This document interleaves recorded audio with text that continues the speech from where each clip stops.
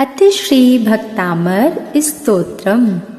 आचार्य श्रीमान तुंगदेव विरचितम्। भक्तामर प्रणत मौलिमणि प्रभाणा मुद्योतकं दलित पापतमोवितानं सम्यक् प्रणम्य जिनपादयुगं युगादा वालम्बनं भवजले पततां जनानां यः संस्तुतः सकलवाङ्मय तत्त्वबोधा दुद्भूतबुद्धिपटुभिः सुरलोकनाथैः स्तोत्रैर्जगत्कृतयचेत्तहरैरुदारैः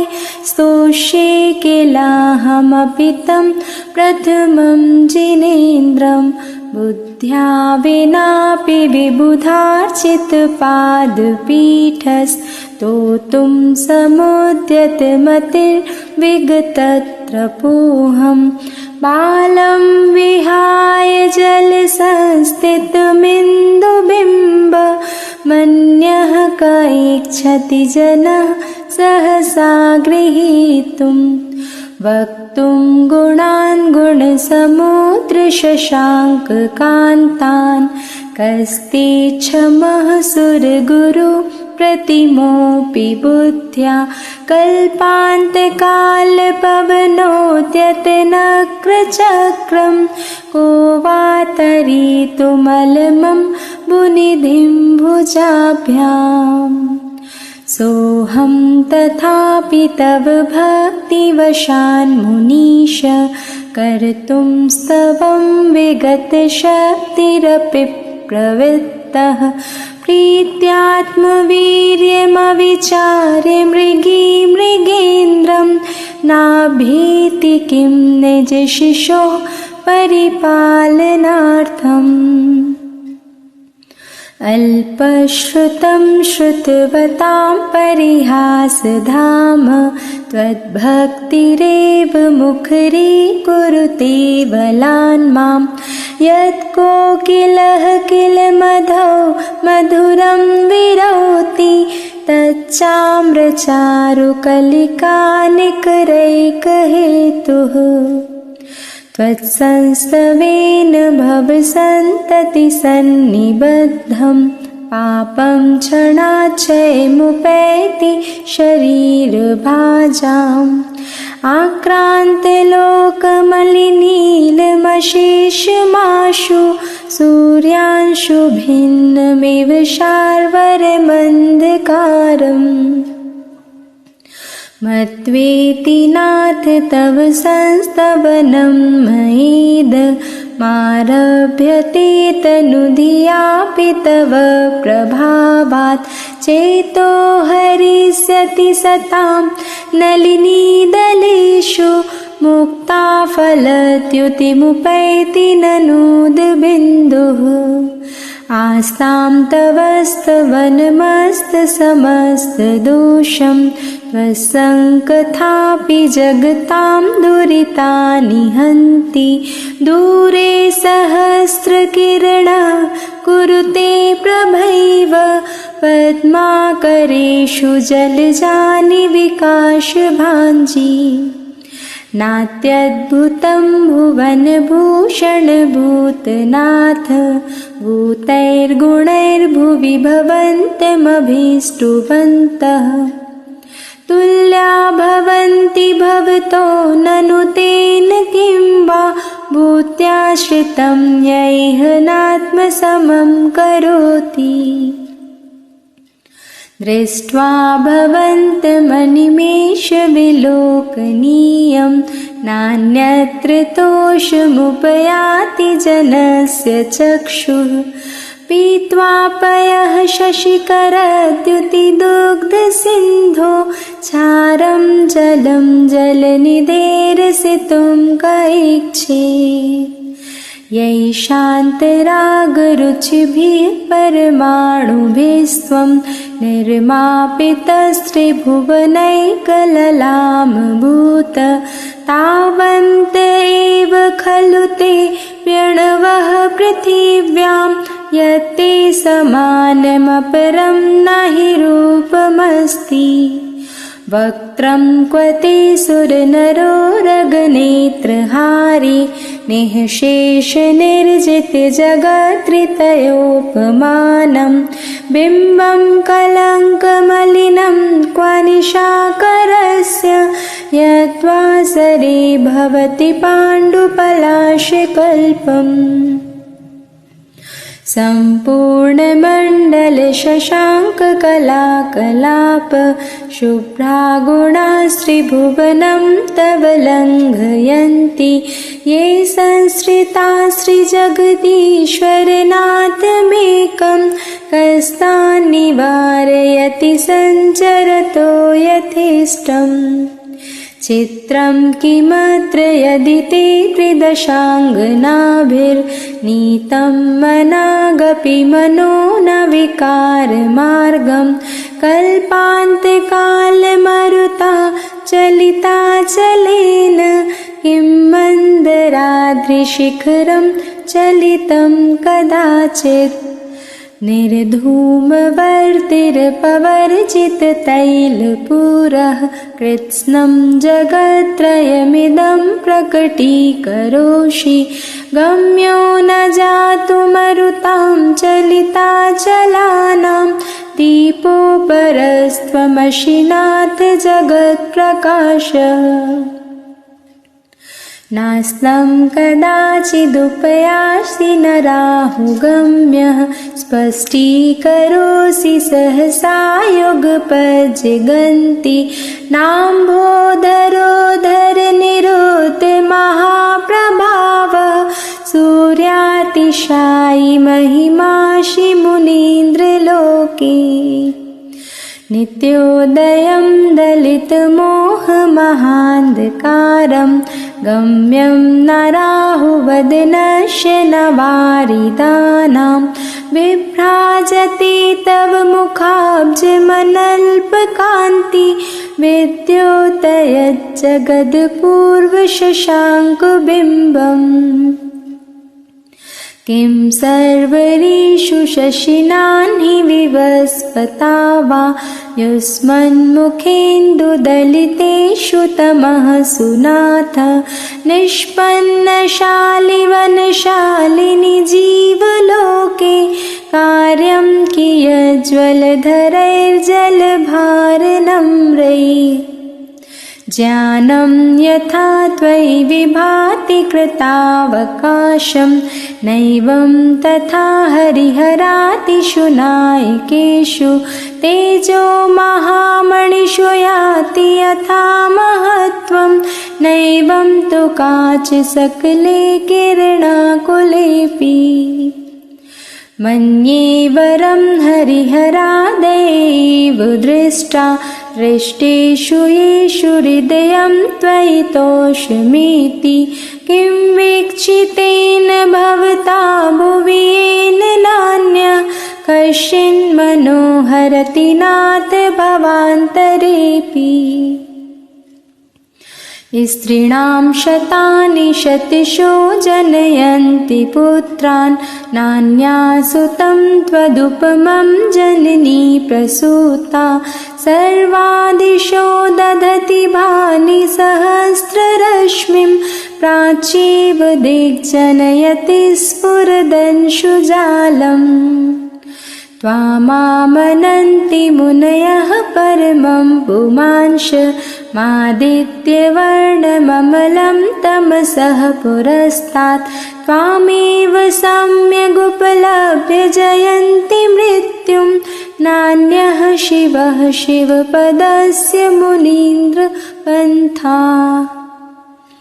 त्वामव्ययं विपुमचिन्त्यमसङ्ख्यमाद्यं ब्रह्माण्डमीश्वरमनन्तमनङ्गकेतुम् योगीश्वरं विदितयोगमनेकमेकं ज्ञानस्वरूपममलं प्रवदन्ति सन्तः बुद्धस्त्वमेव विबुधार्चितबुद्धिबोधात् त्वं शङ्करोऽसि भुवनत्रयशङ्करत्वात् धातासि धीरशिवमार्गविधेर्विधानात् व्यक्तं त्वमेव भगवन् पुरुषोत्तमोऽसि।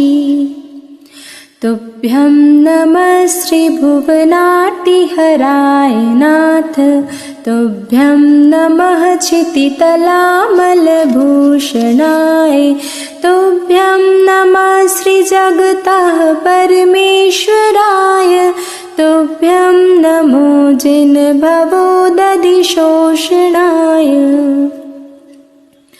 को विस्मयोऽत्र यदि नाम गुणैरशेषैस्त्वं संश्रितो निर्वकाशतया मुनीश,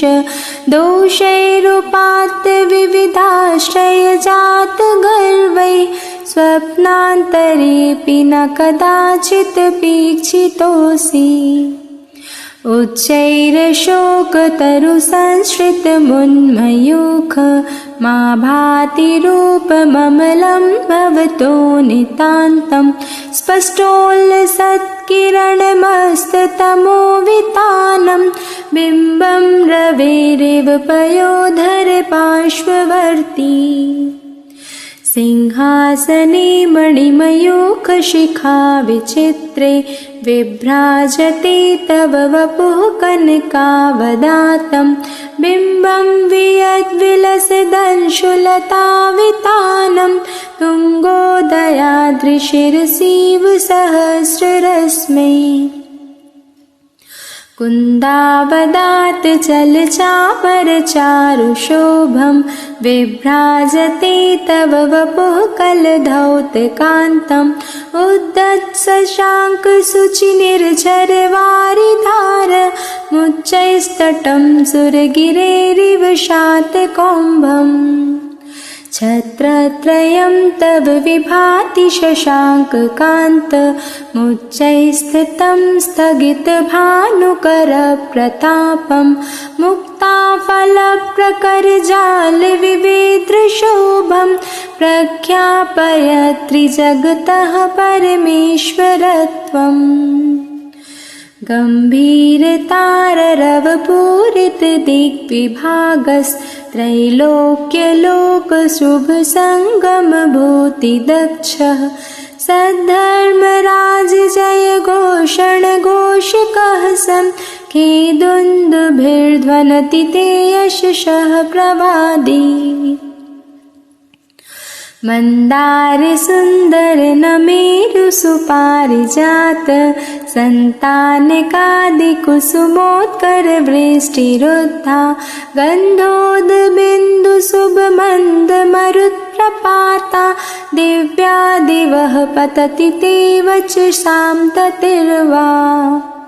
शुम्भप्रभावलय भूरि विभाविभोस्ते, लोकत्रये द्युतिमतां द्युतिमाक्षिपन्ति, प्रोद्यद्दिवाकर निरन्तर भूरि संख्या, दीप्त्या जयत्यपि निशामपि सोम सौम्याम्। स्वर्गापवर्गगममार्गविमार्गणिष्टः, सद्धर्मतत्त्वकथनैकपटुस्त्रिलोक्या, दिव्यध्वनिर्भवति ते विशदार्थ सर्व, भासा स्वभावपरिणामगुणैः प्रयोज्यः। उन्निद्रहेम नवपङ्कजपुञ्जकान्ति, पर्युल्लसन्नखमयूखशिखाभिरामौ, पादौ पदानि तव यत्र जिनेन्द्रदत्तः, पद्मानि तत्र विबुधा परिकल्पयन्ति। इत्थं यथा तव विभूतिरभुज्जिनेन्द्र, धर्मोपदेशनविधौ न तथा परस्य, यादृक्प्रभादिनकृतः प्रहतान्धकारा, तादृक्कुतो ग्रहगणस्य विकासिनोऽपि। शोस्तन्मदाविलविलोलकपोलमूल मत्तद्भ्रमद्भ्रमरनादिविवृद्धकोपम्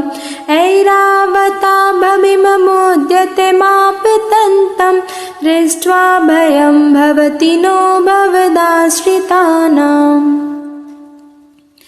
भिन्नेभकुम्भगलदोज्ज्वलशोणिताक्त मुक्ताफलप्रकरभूषितभूमिभागः बद्धक्रमः क्रमगतं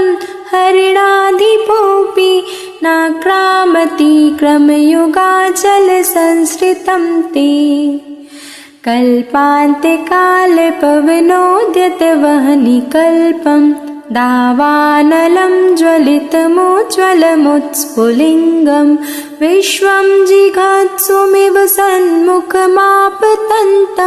त्वन्नामकीर्तनजलं समयत्युशेषम् रक्तेषणं समदकोकिलकण्ठनीलं क्रोधोद्धतं फणिनमोत्फणमापतन्तम्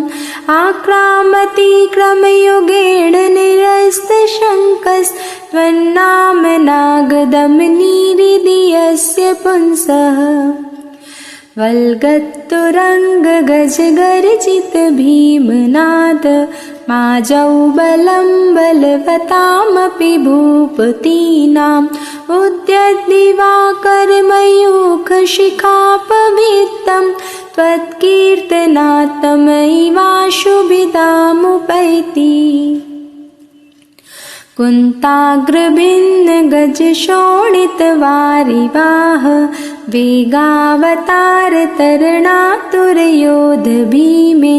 युद्धे जयं विजितदुर्जय जये पक्षास्त्वत्पादपङ्कजवनाश्रयणो लभन्ते अम्भोनिधौ चुबितभीषणनक्रचक्र पाटीलपीठभयदोल्बणवाडवाग्नौ रङ्गत्तरङ्गशिखरस्थितयानपात्रास्त्रासं विहाय भवतः स्मरणात् व्रजन्ति उद्भूतभीषणजलोदरभारभुग्ना शोच्यां दशामुपगताश्युतजीविताशा त्वत्पादपङ्कजरजोऽमृतदिग्धदेहा मर्त्या भवन्ति मकरध्वजतुल्यरूपाः आपादकण्ठमुरुशृङ्खलवेष्टिताङ्गा गाढं विघन्निगडकोटिनिगृष्टजङ्घा त्वन्नाममन्त्रमनिशं मनुजाः स्मरन्तः सद्यः स्वयं विगतबन्धभया भवन्ति मत्तद्विपेन्द्रमृगराजदवानलाहि सङ्ग्रामवारिधिमहोदरबन्धनोत्थम् तस्याशुनाशुमुपयाति भयं ह्येव यस्तावकं स्तवमिमं मतिमानधीते स्तोत्रस्रजं तव जिनेन्द्रगुणैर्निबद्धां भक्त्या मया रुचिरवर्णविचित्रपुष्पां धत्ते जनो यैह कण्ठगतामजस्रं तं मानतुङ्गमवशा समुपैति लक्ष्मीः। इति श्रीभक्तामृतस्तोत्रम्।